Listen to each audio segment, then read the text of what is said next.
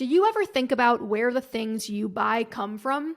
If you're anything like most Americans, including me, you probably didn't give it much thought until 2 years ago, when supply chain issues impacted your shopping habits. In my own life, in 4 different cities, I'd always been pretty confident that when I went to the grocery store, I would have an abundance of choice, different brands across different price points. For the most part, I've taken this completely for granted. The last time I went to my local King Soopers, I counted 12 different kinds of nut butter.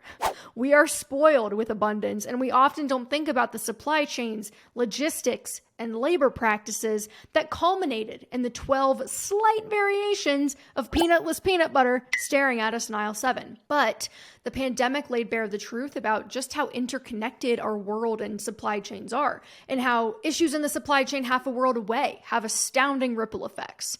There are an estimated 450 million people, that's about 120 million more people than live in the US, for context, working in global supply chains across industries like clothing, mining, food, jewelry, automobile manufacturing, and more. And the majority of them live in China, Korea, and the EU due to outsourcing, which, let's be clear, happens so that corporations can save money on labor costs. When you start learning about personal finance, though, there's often a focus on buying things as cheaply as possible. In one particularly humorous episode of Ramit Sethi's podcast, I Will Teach You to Be Rich, he interviews a man with a net worth of $8 million who refuses to buy batteries anywhere but the dollar store because he doesn't want to overpay.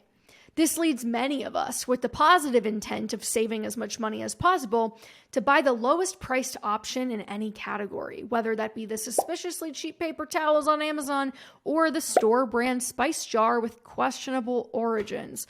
On its face, there's nothing wrong with shopping frugally, especially with food at home prices having increased more than 12% in the past year, according to the USDA. For many American families, buying the cheapest version of, well, anything might be an economic necessity. But for others, like our pal with an $8 million net worth, it's not about buying cheaply because we have to. It's about stretching our dollars as far as possible so we can hoard the rest, even if we have no shortage of dollars. Unfortunately, much like those who have looked into fast fashion with any degree of curiosity are aware, producing goods extremely cheaply usually comes at a hidden cost to someone else. More often than not, it is the workers powering the supply chain whose labor is being exploited, making the seemingly impossible rock-bottom prices on your shelf possible, and, in case it wasn't obvious, resulting in products that are often lower quality than alternatives that are produced sustainably. Advances in platforms like Amazon Prime introduce other hidden costs. Consider the carbon footprint of millions of people taking advantage of 2-day delivery, which can cost significantly more than standard ground shipping, both environmentally and financially. The need for brands to offer free shipping and returns despite those low costs, or the mass production of goods using cheap materials, potentially unsafe conditions, or with exceedingly low wages. This doesn't even take into account the seedy underbelly of the global markets that are fueled by child labor. On the flip side, that's not to say that simply spending more on something will guarantee that it's produced equitably. And the abuses don't always stop with humans. For example, high fashion retailer Hermes came under fire in recent years for crocodile farming for its most expensive crocodile skin products. We are talking handbags that cost over $100,000.